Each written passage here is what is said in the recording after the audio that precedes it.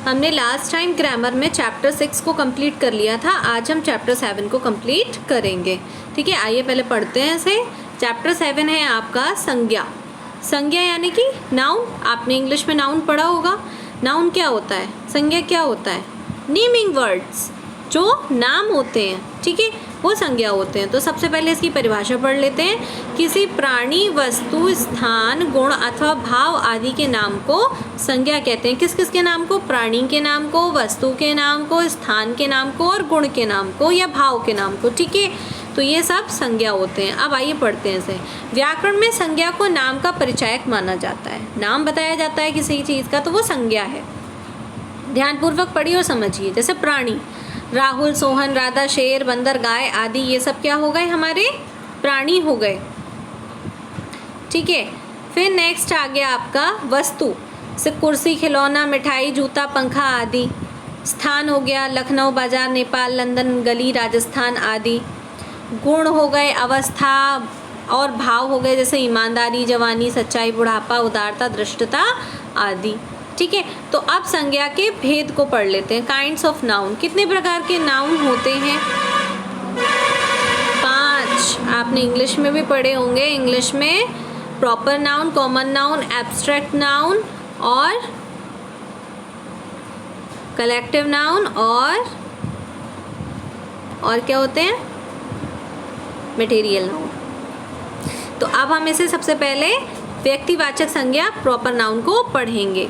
दिया हुआ है, जिस संज्ञा शब्द से किसी विशेष व्यक्ति, वस्तु या स्थान का बोध होता है उसे व्यक्तिवाचक संज्ञा कहते हैं। किसी विशेष स्थान का, किसी विशेष व्यक्ति का, किसी विशेष वस्तु का पता चलता है तो वो हमारा क्या होता है? व्यक्तिवाचक संज्ञा होती है। जैसे व्यक्तियों के नाम हो गए राम, श्याम, अपूर्व, कुलदीप। मतलब इनमें से अगर किसी का नाम लिया जा रहा है ना, किसी, अगर हम राम के बारे में बात कर रहे हैं तो राम के ही बारे में बात कर रहे हैं, वो किसी और के बारे में बात नहीं कर रहे हैं, तो ये डिनोट हो रहा है कि सिर्फ उसी के बारे में बात हो रही है। ऐसे ही देशों के नाम हो गए, जैसे भारत, नेपाल, मॉरिशस, श्रीलंका, चीन, बांग्लादेश। पर्वतों के नाम हो गए हिमालय, विंध्याचल। त्योहारों के नाम हो गए दीपावली, होली, रक्षाबंधन, जन्माष्टमी। नगरों के नाम हो गए दिल्ली, कानपुर, बनारसी, लखनऊ, है ना। पुस्तकों के नाम हो गए रामचरितमानस, मेघदूत, नवभारत टाइम्स, हिंदुस्तान, है ना। और दिनों का, महीनों के नाम हो गए, जैसे रविवार, सोमवार, मंगलवार, जनवरी, फरवरी। ग्रहों, नक्षत्रों के नाम हो गए पृथ्वी, सूर्य, चंद्रमा। नदियों के नाम हो गए गंगा, यमुना, ब्रह्मपुत्र। समुद्रों के नाम हो गए हिंद महासागर, अरब महासागर, प्रशांत महासागर, है ना, भूमध्य महासागर। तो अब ये सब के नाम हो गए। तो ये किसी व्यक्ति विशेष के बारे में ही, किसी जगह विशेष के बारे में, किसी देश विशेष के बारे में, किसी पर्वत विशेष के बारे में ही बात हो रही है, तो वहाँ क्या होगा? व्यक्तिवाचक संज्ञा होगी। ठीक है, नेक्स्ट है आपका जातिवाचक संज्ञा। अब इसमें क्या है? जिस संज्ञा शब्द से संपूर्ण जाति या वर्ग या समुदाय का पता चले या बोध हो उसे जातिवाचक संज्ञा कहते हैं। जैसे बालक, पुस्तक, नगर, पर्वत, मनुष्य, नदी। अब जैसे बालक, कोई भी बालक हो सकता है। पुस्तक, कोई भी पुस्तक हो सकती है। नगर, कोई सा भी नगर हो सकता है। पर्वत, कोई सा भी पर्वत हो सकता है, उसका नाम नहीं है अभी किसी नाम, मतलब पर्टिकुलर के बारे में अगर नाम दिया होता तो क्या हो जाता है? ये व्यक्तिवाचक। ठीक है, नदी, बहन, भाई, वर्षा, बिजली, आम, कुर्सी, घोड़ा, मामा, चाचा, फूल, तोते, कबूतर, कोई भी हो सकता है। तो ये जैसे अब तोते हैं तो तोते में तोता कोई सा भी हो सकता है। अगर हम कहते हैं मिट्ठू तोता, तो मिट्ठू की बात हो रही है। ठीक है, तो यहाँ पर तोता है अकेला, कोई सा भी हो सकता है। ठीक है, तो यहाँ पर जातिवाचक संज्ञा हो गई है, कॉमन नाउन हो गया। नेक्स्ट है भाववाचक संज्ञा। अब इसमें क्या है? ऐसे भाव जिनको हम क्या छू नहीं सकते, देख नहीं सकते, टच नहीं कर सकते, वो हमारी भाववाचक संज्ञा है। देखिए, वे शब्द जो किसी गुण, दशा, अवस्था या भाव का बोध कराते हैं भाववाचक संज्ञा कहलाते हैं। जैसे सुख, दुख, अपमान, बचपन, बुढ़ापा, जवानी, मित्रता, शत्रुता, उदारता, शीतलता, गर्मी, मिठास, है ना। इस संज्ञा का हम केवल अनुभव कर सकते हैं, इसे छू या देख नहीं सकते। अब नेक्स्ट है आपका, देखिए इसमें कह रहे हैं व्यक्तिवाचक और भाववाचक संज्ञाएं एक वचन में प्रयुक्त तो होती हैं, किंतु जब विशेष परिस्थितियां, आवश्यकताओं, रूढ़ियों के कारण इन्हें एक व्यक्ति या भाव के लिए प्रयुक्त न करके व्यक्ति सामान्य या भाव सामान्य के लिए प्रयुक्त किया जाता है तो ये जातिवाचक बन जाती हैं। जैसे सीताओं को आज भी अग्नि परीक्षा देनी पड़ती है, ये रूढ़िवादिता है। ठीक है, यहाँ पर क्या है, रूढ़ी बताइए। आजकल यहाँ पर सीताओं को डिनोट किया गया है महिलाओं से, ठीक है, सॉरी, महिलाओं को डिनोट किया गया है सीताओं से, ठीक है। तो सीताओं को आज भी अग्नि परीक्षा देनी पड़ती है। कश्मीर सुंदरताओं की जन्मभूमि है। तो ये एक ही वचन, लेकिन इन्हें बहुवचन में प्रयुक्त कर दिया गया है रूढ़ियों की वजह से। जैसे कालिदास हिंदी के शेक्सपियर हैं, यहाँ सम्मान दे रहे हैं हम उन्हें, इसलिए देश को हरिश्चंद्रों की आवश्यकता है, ठीक है। तो कभी कोई जातिवाचक संज्ञा जब जाति का बोध न कराकर किसी व्यक्ति विशेष का बोध कराती है तब वे व्यक्तिवाचक संज्ञा बन जाती है, ठीक है। यह देश गांधी और नेहरू का है। गांधी तथा नेहरू यद्यपि जातिवाचक हैं, परंतु यहाँ गांधी से अभिप्राय मोहनदास करमचंद गांधी तथा नेहरू से अभिप्राय जवाहरलाल नेहरू से आता, यहाँ व्यक्तिवाचक संज्ञा है। ये शब्द व्यक्तिवाचक है, ठीक है। समूहवाचक संज्ञा अब आगे कलेक्टिव नाउन। जिस संज्ञा शब्द से वस्तु अथवा व्यक्ति के समूह का बोध हो उसे समूहवाचक संज्ञा कहते हैं। जैसे व्यक्तियों का समूह हो गया कक्षा, दल, समूह, सभा, गिरोह, सेना आदि, और वस्तुएं हो गई गुच्छा, कुंज, मंडल आदि, ठीक है। कुछ इकट्ठी चीज़ें होती हैं, जैसे अंगूर का गुच्छा हो गया। कक्षा हो गए तो कक्षा में तो बहुत सारे बच्चे हैं। सभा हो गई, सभा में बहुत सारे लोग आते हैं। गिरोह हो गया, गिरोह चोर डकैतों का गिरोह हो गया, तो वो इकट्ठे होते हैं ना, समूह होता है उनका। ऐसे अब आ गया पदार्थवाचक संज्ञा यानी मटेरियल नाउन। जिन संज्ञा शब्द से विभिन्न पदार्थों का बोध होने पदार्थवाचक संज्ञा कहते हैं। जैसे सोना, पीतल, तेल, गेहूँ, चावल, ये सब क्या है, हमारे मटेरियल्स हैं, ठीक है। तो पदार्थवाचक संज्ञा हो गए। तो ये पांचों संज्ञाएं आपने पढ़ ली। आप पढ़ते हैं इसके बारे में, भाववाचक संज्ञाओं की रचना हम कैसे करते हैं। Formation of abstract noun. भाववाचक संज्ञाओं को दो वर्गों में रखा जाता है। कुछ संज्ञाएं अपने मूल रूप से भाववाचक संज्ञा होती हैं, जैसे सुख, दुख, मान, अपमान आदि। कुछ भाववाचक संज्ञाएं अन्य शब्दों से बनाई जाती हैं, जैसे मित्र से मित्रता, सफल से सफलता, कठोर से कठोरता, ठीक है। तो भाववाचक संज्ञाओं की रचना निम्नलिखित 5 प्रकार से होती है। पहली है जातिवाचक संज्ञा से कैसे हम बदलेंगे। जैसे जातिवाचक संज्ञा हो गया बच्चा, अब इसको भाववाचक में बदलेंगे तो बच्चा क्या होता है, बचपन। पशु पशुता, नारी नारीत्व, शिशु शैशव, लड़का लड़कपन, मित्र मित्रता, शत्रु शत्रुता, सेवक सेवा, मनुष्य मनुष्यता, बूढ़ा बुढ़ापा, ठीक है।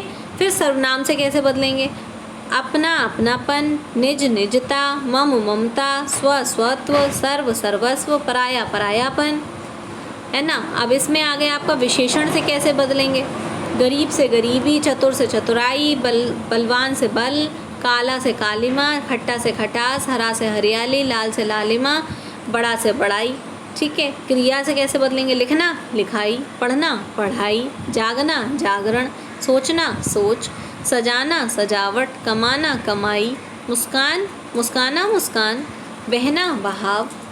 अब अव्यय से कैसे बनाएंगे। अव्यय क्या होते हैं, जो कभी नष्ट नहीं होते, अव्यय वो होते हैं, ठीक है, जिनका क्षरण नहीं होता। तो इसमें क्या होगा, दूर दूरी, निकट निकटता, शीघ्र शीघ्रता, नीचे नीचाई, मना मनाही, ऊपर ऊपरी, समीप समीप्य, धिक धिक्कार, ठीक है। तो अब आपके ये चैप्टर कंप्लीट हो गया। इसकी एक्सरसाइज वर्क को करते हैं। पहला है उपयुक्त शब्द चुनकर रिक्त स्थान को भरिए। सेवक का भाववाचक संज्ञा के रूप में होगा। सेवक का भाववाचक संज्ञा में रूप क्या बनेगा, बताइए। सेवक का सेवा या सेवामन, सेवा में क्या होगा, सेवक का भाववाचक संज्ञा क्या बनेगा, सेवा में, ठीक है। तो सेवा में कंप्लीट होगा इसका। फिर है नेक्स्ट, सुख या दुख डैश संज्ञाएं कैसी हैं, समूहवाचक हैं भाववाचक हैं। तो सुख दुख को तो हम देख ही नहीं सकते, तो ये भाव होगा, तो ये भाववाचक संज्ञा हो गई। लड़कपन कैसी संज्ञा है, ये भी भाववाचक संज्ञा है। राष्ट्र डैश संज्ञा है, कैसी, व्यक्तिवाचक संज्ञा है, जातिवाचक संज्ञा, जातिवाचक संज्ञा है, क्योंकि राष्ट्र किसी देश का नाम होता है यहाँ पर, तो व्यक्तिवाचक हो जाता है। अब राष्ट्र तो कोई सा भी राष्ट्र हो सकता है, तो ये जातिवाचक है। फिर आगे भाई जातिवाचक संज्ञा है और भाईचारा भाववाचक संज्ञा है, ठीक है। फिर आगे सही कथन के सामने और गलत के सामने गलत लगाइए।